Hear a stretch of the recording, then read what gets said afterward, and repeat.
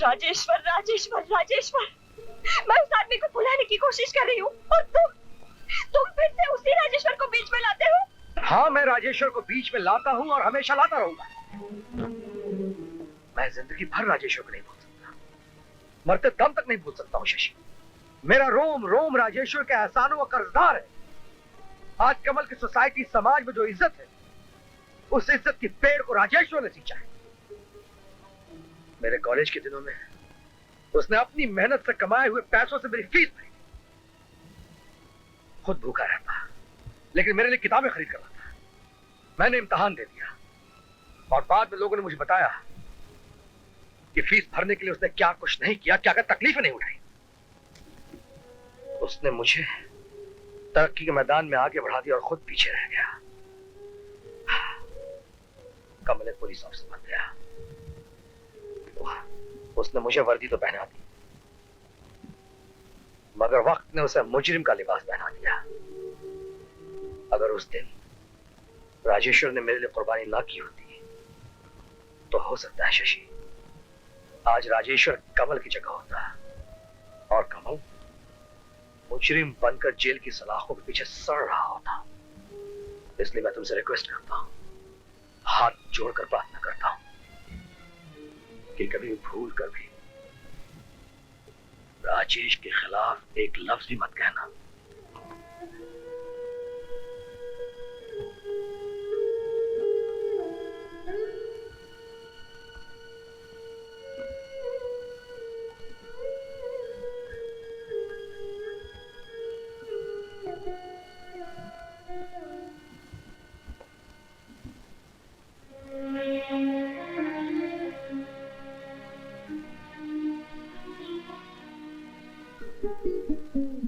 अंधेरे में ऐसे अकेले मत खड़े रहना प्लीज।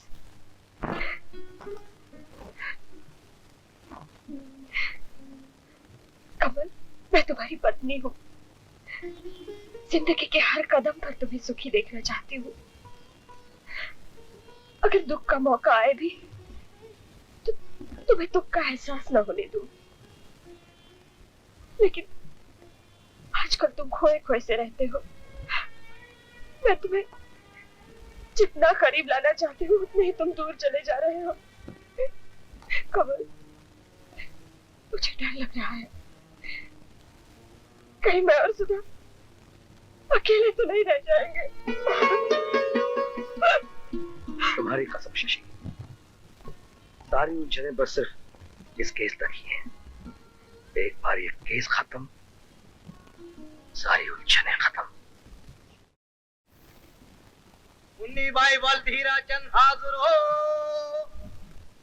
सरकार, पूरी बात बताते हुए मुझे शर्म भी आती है और याद करके मेरा दिल भी घबराता है। मगर मैं खामोश रहूंगी तो मेरी बेटी के साथ इंसाफ कैसे होगा? आधी रात गुजर चुकी थी। हम अपना गाना बजाना बंद करके सब सो गए थे कि अचानक ये शख्स राजेश्वर शराब के नशे में धुत हमारे घर के दरवाजे को तोड़कर अंदर चला आया और कहने लगा, क्षमा कहाँ है?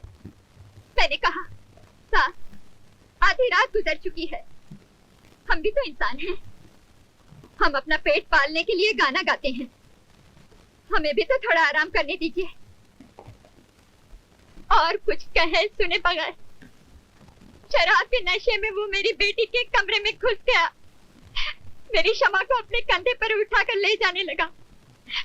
मैंने उसे लाख मना किया, उसके हाथ जोड़े, उसके पांव पकड़े, लेकिन मेरी एक ना सुनी और मुझे ठोकर मार कर गिरा दिया। मेरी बेटी को उठाकर ले गया। मैं लुट गई सरकार, मैं लुट गई।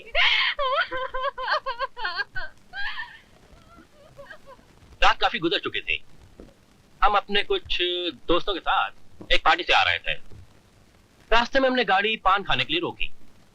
जैसे ही हम पान की दुकान पे पहुंचे तो चीखने चिल्लाने की आवाजें सुनाई दी। हमने क्या देखा कि यह शख्स नशे में धुत अपने कांधे पे एक लड़की को जबरदस्ती लिए जा रहा था। क्या आप बता सकते हैं कि वो लड़की कौन थी? जी हाँ, जरूर बता सकते हैं। मैं घबरा कर चीख कर आत्महत्या हो चुकी थी। उसी हालत में मुझे ये आदमी अपने घर ले गया। घर ले जाकर उसने मुझे पटक दिया, मुझे मारा और मेरे साथ। क्या किया तुम्हारे साथ? बोलो। मुझे इस वहशी दरिंदे ने बेइज्जत कर दिया और मेरी इज्जत लूट ली।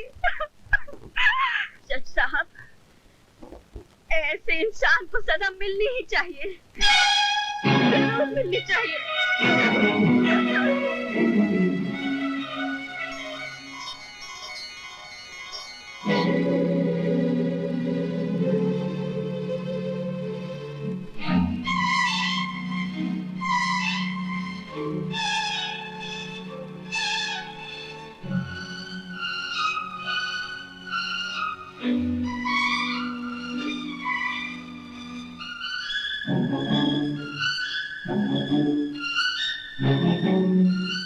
कहिए मालिक, अब क्या कहना है आपको? कुछ जवाब है आपके पास? सबकी जबानें बिक चुकी हैं, सबकी जेबें भर दी गई, इसीलिए मुंह से खरीदे हुए अल्फाज निकल रहे हैं। हमें किसी की परवाह नहीं है, हमें कमल पे पूरा भरोसा है। वो भी बिक चुका है मालिक, वो भी बिक चुका है। नहीं, कमल कभी नहीं बिक सकता। पूछिए अपने दिल से, आपकी बेगुनाही का सबूत पैदा करने के लिए क्या किया उसने? आज मैं उनसे मिलने गया था, मिलने से इनकार कर दिया। जब उनकी तरफ देखता हूं तो नजरें चुरा लेते हैं। नजरें वो चुराता है जिसके मन में चोर होता है, और चोर का कोई ईमान नहीं होता, कोई दोस्त नहीं होता। करीम मियां, तुम सच कह रहे हो? बरसों से आपका नमक खा रहा हूं मालिक, झूठ नहीं।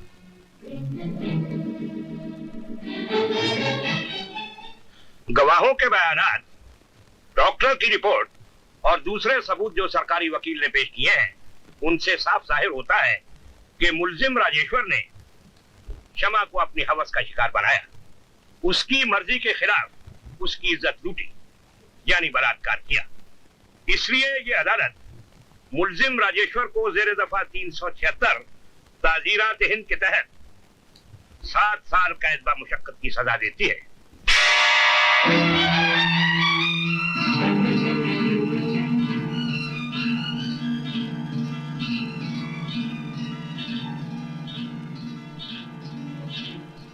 नजरें वो चुराता है जिसके मन में चोर होता है, और चोर का कोई ईमान नहीं होता, कोई दोस्त नहीं होता।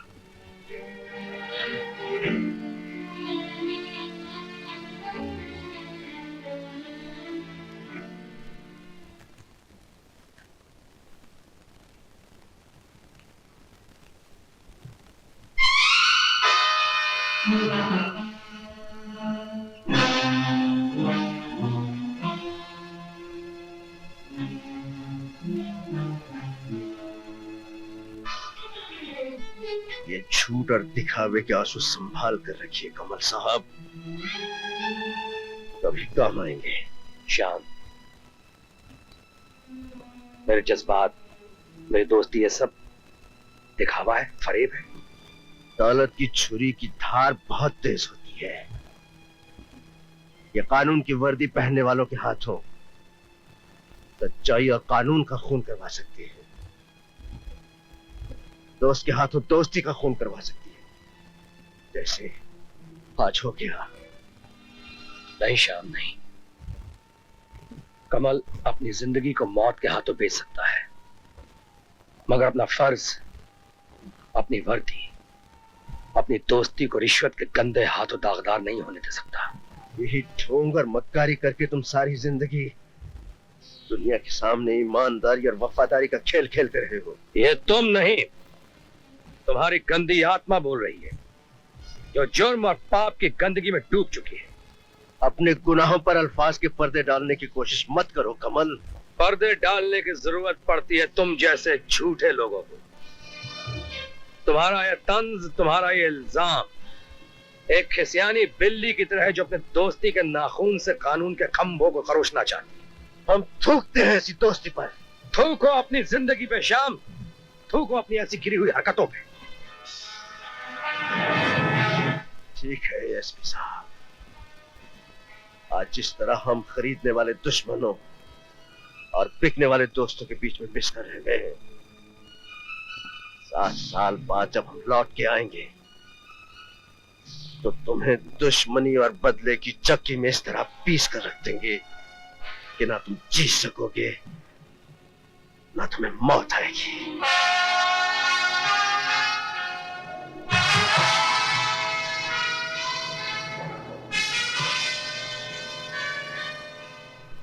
एक बात और सुन लो, आने के बाद हम तुम्हें बताएंगे इज्जत क्या होती है और उसे कैसे लूटा जाता है। समझ गए? आज का दिन, आज की तारीख और आज का साल याद रखना, याद रखना।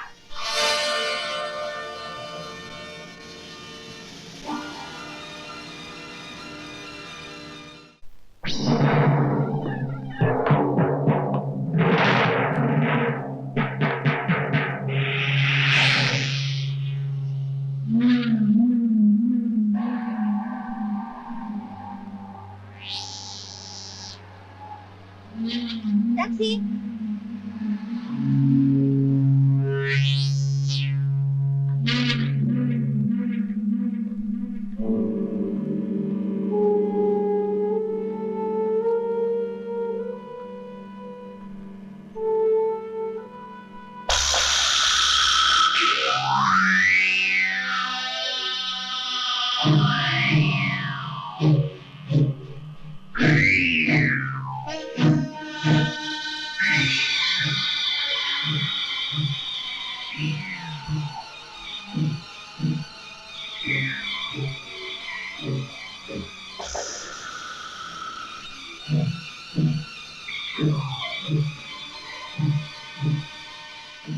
साहब, देसाई साहब को मौका मिलने की देर उन्होंने भाषण देना शुरू कर दिया कि शराब पीना बहुत बुरी बात है। तो जनाब, आज के जमाने में देसाई साहब की बात सुनता कौन है? और अरे सुनो, हाँ, सुधा कहाँ है?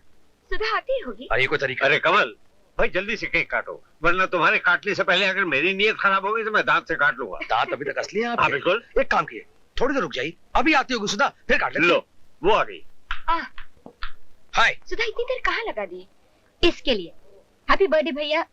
थैंक यू, बहुत भारी है। भाभी 1 मिनट। जरा पकड़ो, बोलो। भैया, आज शाम से एक आदमी मेरा पीछा कर रहा है। कौन? वो तो मैं जानती नहीं, लेकिन मैं जहाँ जाती हूँ वो दूर खड़ा मुझे घूरता रहता है। उसे देखकर तो मेरे हाथ पांव कांप जाते हैं। हम खुश हुए। हाँ? मेरा मतलब कि हम नाखुश हुए। एक पुलिस ऑफिसर की बहन होकर तुम एक मामूली से आदमी से डर गई? भाई वाह, क्या गुलदस्ता है! गुलदस्ता है क्या गुलिस्तान है? अरे वाह, इसमें तो भेजने वाले का नाम ही नहीं है। हाँ? कैसा दोस्त है जो उसने... वेट ए मिनट, ऐसा गुलदस्ता तो कुछ साल पहले भी आ चुका है। ये फूल किसने भेजे? साथ दाढ़ी वाला एक आदमी लेकर आया। दाढ़ी वाला? कब? अभी थोड़ी देर हुई।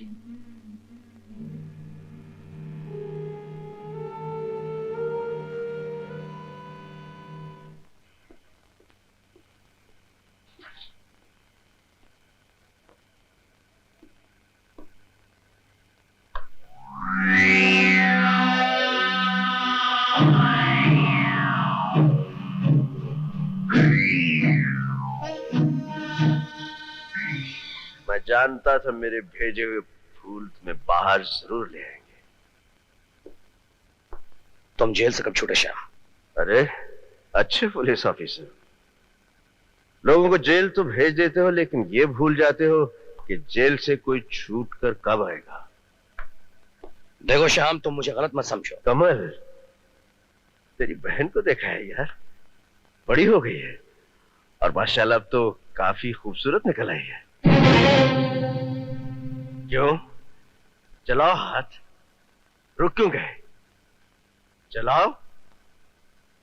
ये तो पुलिस वालों के हाथ है, कुछ भी कर सकते हैं, जेल भिजवा सकते हैं, किसी की तकदीर के सितारे तोड़कर अपनी वर्दी पर लगाकर एएसपी से एसपी बना सकते हैं।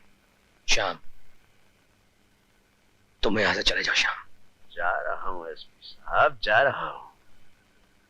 याद होगा जेल जाते वक्त मैंने आपसे कुछ फरमाया था। अब मेरा मकसद क्या है तुम अच्छी तरह समझ गए होगे। सालगिरह मुबारक हो।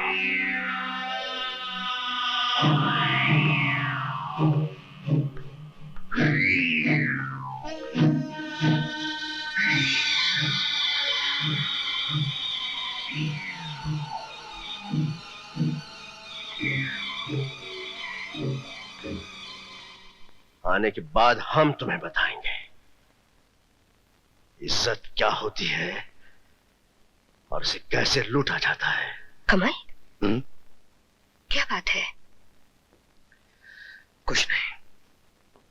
बहुत परेशान नजर आ रहे हो। भैया, भैया, भैया, क्या हुआ? मुझे याद आ गया। क्या? वही आदमी जो मेरा पीछा करता रहता है। कौन? राजेश्वर। राजेश्वर जेल से छूट गया? हाँ। और तुम भूल गए जेल जाने से पहले उसने तुम्हें क्या धमकी दी थी? पुलिस वालों को तो लोग रोज धमकियां देते हैं। अगर इन धमकियों से डर जाए तो जीना मुश्किल है।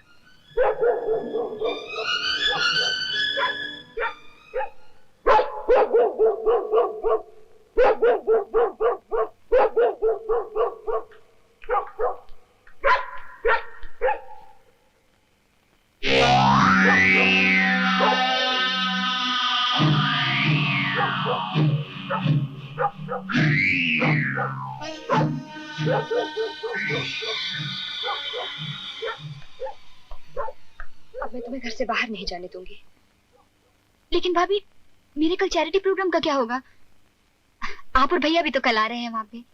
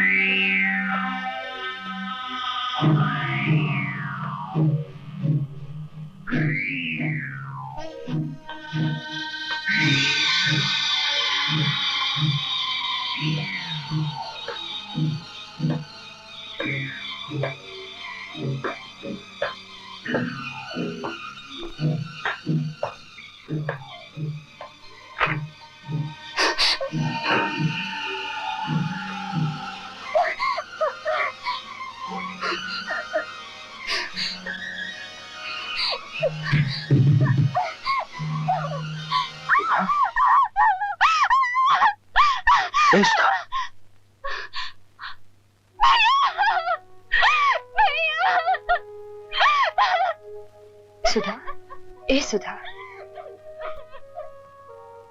सुधा, मत रो। बस बस शांत हो जा। कमल प्लीज शांत हो जाओ। जल्दबाजी और गुस्से से कोई फायदा नहीं। जो भी कुछ करना है सोच समझ के करो। सर, आप नहीं जानते उसके मन में क्या है। वो शैतान मेरी बहन। कमल, तुम कानून को जानने वाले आदमी हो, किसी के मन में क्या है इस बलबूते पर तुम कोई कदम नहीं उठा सकते। लेकिन सर, मुझे बोलने तो पहले, उस आदमी ने तुम्हारी बहन से कुछ कहा, हाथ लगाया उसे या छेड़ा उसको? तो किस कानून के तहत तुम उस पर हाथ डालोगे? जब तक वो कुछ नहीं करता तुम उसका कुछ नहीं बिगाड़ सकते।